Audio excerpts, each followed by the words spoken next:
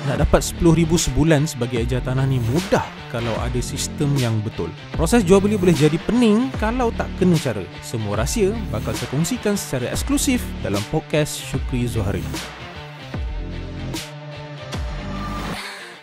Okey, Assalamualaikum warahmatullahi wabarakatuh. Selamat tengah hari. Alright, so hari ini saya nak kongsikan tentang timeline sheet. Alright, so hari tu kita dah share tentang fact sheet. Okay, dan hari sebelum-sebelumnya kita ada cerita pasal database management, follow up, follow back, follow through. Lepas tu kita cerita pasal 18 cara nak dapat listing. Okay, kita bagi 18 dulu. Lepas tu hari keempat hari tu kita cerita pasal fact sheet. So Jumaat, Sabtu, Ahad kita stop sekejap. And then saya akan sharekan seterusnya sekarang berkaitan timeline sheet, okay, kepada anda. So far kenapa timeline sheet? Okay, so far timeline sheet ni membantu saya dan juga tim. So far sepanjang kita punya induction, one of the thing yang kita bagi kepada tim adalah timeline sheet. So timeline sheet ni sangat-sangat bantu. Kenapa?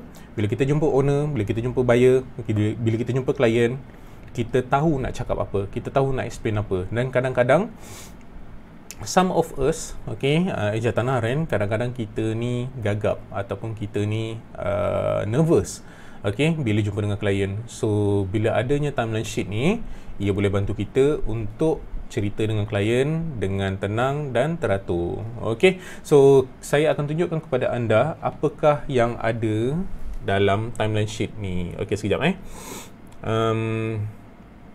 saya akan share dekat dalam satu group. Okay, done. Alright, so timeline sheet ni rupanya seperti ini, tuan-tuan. Okay, saya harap anda semua dengar apa yang saya cuba cakapkan. Okay, kalau tak dengar, bagi tahu tak dengar. Kalau dengar, boleh komen yes kat situ. Alright, so ini adalah contoh timeline sheet. Okay, so kalau anda tengok dekat sini, timeline sheet ni rupanya macam ni. Okay, so normally dekat atas tu saya letak nama saya dengan phone number lah. Okay, dengan email semua, phone number. Kemudian saya letak saya punya email. Okay, sebab kadang-kadang kalau kita terlepas phone number, terlepas phone number pula, hilang phone number, at least owner bolehlah simpan kita punya email. Okay, so apa-apa nanti bolehlah ada email kat situ. Saya minta maaf line kurang okey sikit, tapi saya teruskan. Okay, so dekat timeline sheet ni apa yang saya letak adalah, yang pertama saya letak dokumen yang diperlukan untuk pembeli. Okay, ni untuk pembeli bukan untuk owner. Okay, untuk pembeli sahaja. Untuk owner, normally saya tulis kat belakang apa dokumen yang saya perlukan lah untuk owner untuk dapatkan info-info rumah tersebut. Untuk owner saya lebihkan kepada fact sheet. Tapi untuk timeline sheet ni saya bagi juga kepada owner dan buyer, cuma yang atas, item atas ni tak relevan. Dokumen diperlukan untuk loan, lepas tu cash detail semua ni tak relevan untuk owner lah. So dia lebih untuk buyer. So untuk dokumen-dokumen rumah, saya lebih fokus kepada fact sheet, which is apa dokumen saya perlukan daripada owner untuk jual rumah tersebut, apa info-info saya perlu dapatkan. So saya lebih pada fact sheet. So timeline sheet ni saya lebih cerita tentang proses flow jual beli, dan saya cerita apa dokumen yang diperlukan untuk proses jual beli. Okay, alright. Line kurang okey Okay, so saya teruskan saja. Untuk timeline sheet ni, okay, first of all saya akan letak ni time frame, timeline ni lah. So timeline ni kemungkinan berbeza-beza mengikut rumah, mengikut hartanah yang dijual. Okay, kadang-kadang sebenarnya masa tempohnya adalah tidak seperti apa yang ada dekat sini. So apa saya buat adalah saya conteng, saya tulis. Okay, saya tulis, and then contohnya saya tulis kat sini booking berapa hari. Okay, so saya tulis kat sini booking berapa, 3%, saya letaklah 3%, 3.18 kan. Sorry, saya pakai mouse. 3.18, and then buyer apply loan selama 7 ke 14 hari. So loan application, hantar bank mana, so bank tu okey ke tak, okey apa nak kena buat, and then terms and purchase agreement, kena sediakan deposit berapa, saya conteng kat sini. Okay, and then loan agreement, lepas tu consent approval berapa lama tempoh, lepas tu daripada consent approval sampailah hujung berapa lama tempoh. So walaupun saya print benda ni okay, saya tetap tulis. Sebab apa? Okay, psychologically orang akan ingat benda yang dia nampak, benda yang dia hidu, benda yang dia dengar, benda yang dia rasa. Okay, so dalam kes ni, saya tulis juga. Sebab apa? Sebab nak menarik perhatian klien. Okay, perasan tak? Kalau kita tak ada benda yang menarik perhatian dia, normally dia akan hilang fokus. Kita cakap-cakap, dia tengok benda lain. Kita cakap-cakap, dia tengok benda lain. Okay, so dengan pergerakan pen dan kertas yang saya ada ni, dia tak boleh nak main-main. Dia selalunya, kalau korang perasan, dia akan follow pen kita, apa yang kita tulis.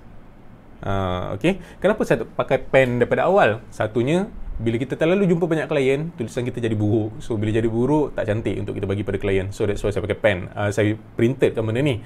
Dan kenapa saya tulis? Sebab nak keep dia punya attention. Okay, keep dia punya attention. That's why saya pakai pen dan tulis atas kertas. Walaupun kita dah ada iPad apa semua, saya prefer secara macam ni, lebih baik.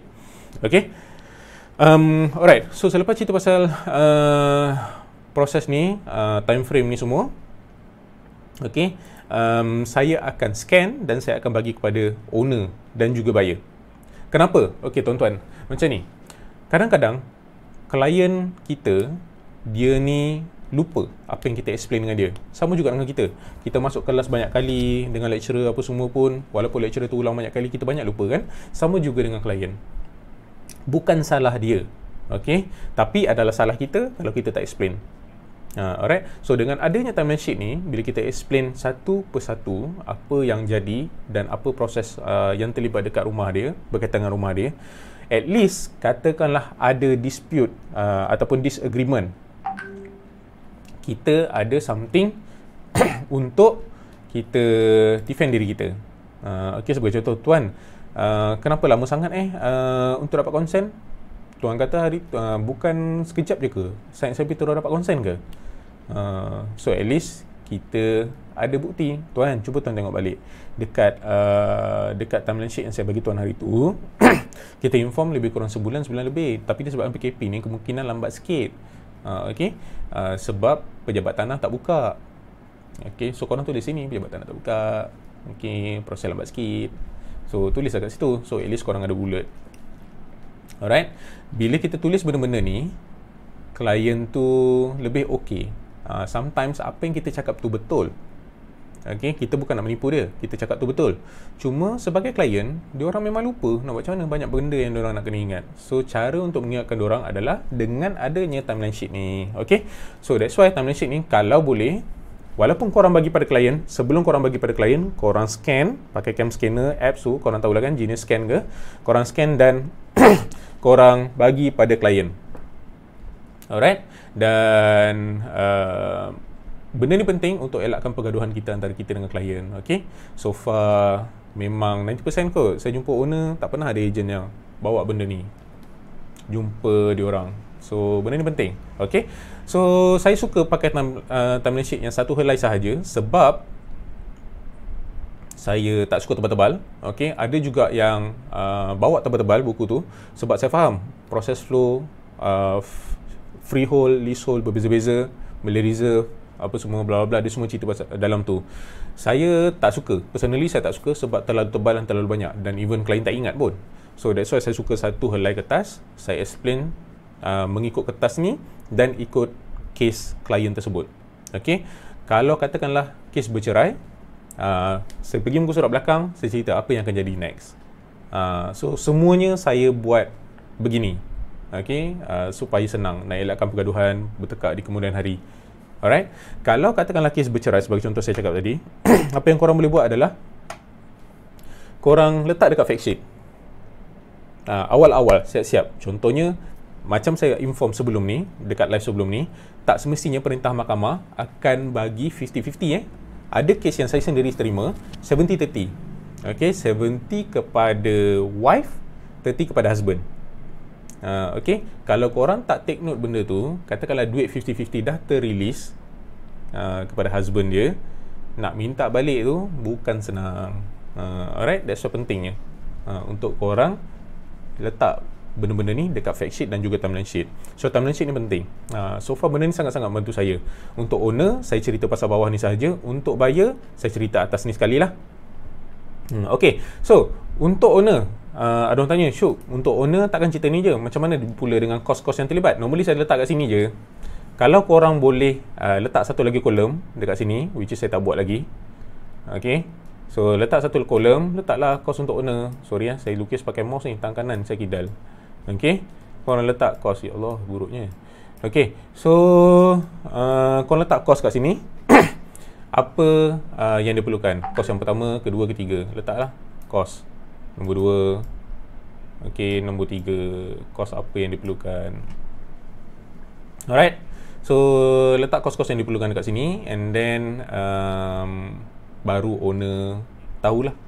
Saya jenis cerita je daripada awal kos-kos yang terlibat. Saya tak suka cerita hujung-hujung. Okay, kalau any argument, better awal. Jangan sampai dah hujung, dah ada buyer. Okay, baru nak cerita pasal kos kat owner. Memang kebarangkalian kita untuk disailang ataupun buyer dari owner tu memang tinggi. So jangan salahkan vendor lah, jangan salahkan owner lah kalau benda tu terjadi.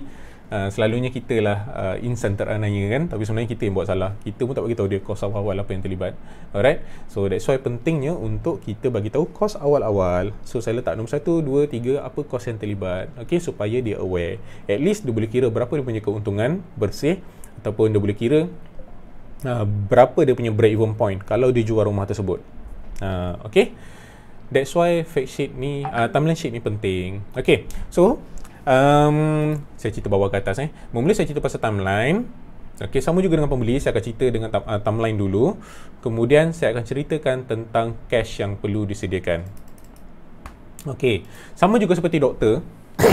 Kadang-kadang bila kita bercakap dalam phone, kita tak dapat situasi sebenar klien tersebut, masalah dia. Okay, kewangan dia, berapa banyak duit yang dia ada, berapa banyak duit yang dia tak cukup. So dengan kita buat timeline sheet ni, kita boleh tahu kemampuan sebenar pembeli tersebut ataupun bakal pembeli tersebut. Okay, dan daripada sini, okay, klien tu dia akan lebih suka dengan kita sebab dia tahu sebenarnya kemampuan dia berapa. Dia rasa-rasa dia boleh beli rumah 600,000, tapi sebenarnya dia boleh beli rumah 400,000 sahaja. Okay, so dengan gunakan timeline sheet ni dan juga detail yang ada dalam ni, selain daripada kita tahu kekuatan buyer kita, kita juga boleh tahu rumah mana yang bersesuaian untuk dia.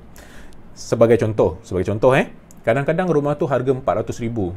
Okay, dalam satu taman yang sama, tapi mempunyai dua situasi yang berbeza. Situasi yang pertama adalah owner memang nak deposit 10%. Owner memang nak normal proses. Owner memang nak normal proses, owner memang nak 10% deposit. Satu lagi case, okay, owner dia okay untuk fleksibel dan owner tak kisah untuk dapat untuk klien apply 100% loan. So, kalau ikutkan, the best adalah kita collect duit cepat-cepat lah. Okay, tapi katakanlah kalau dengan keadaan sekarang taman tu susah nak jual, okay, dengan keadaan buyer yang ada, itu je lah buyer yang ada, why not? Itu pendapat saya lah. It's okay to disagree, I'm open for it. So, kita propose di rumah owner yang lagi satu ni. Okay, that's why kita kena buat aktiviti KYC, Know Your Customer. Next live saya cerita pasal KYC, Know Your Customer.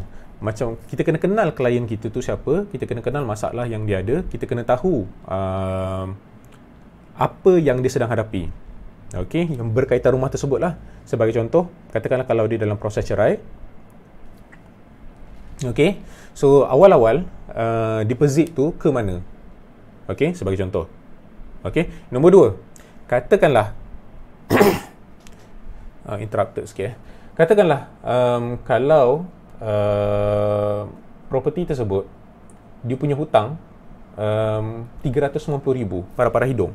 Okay, nak jual rumah 400,000, tapi dia punya hutang masih lagi 390,000. So, macam mana?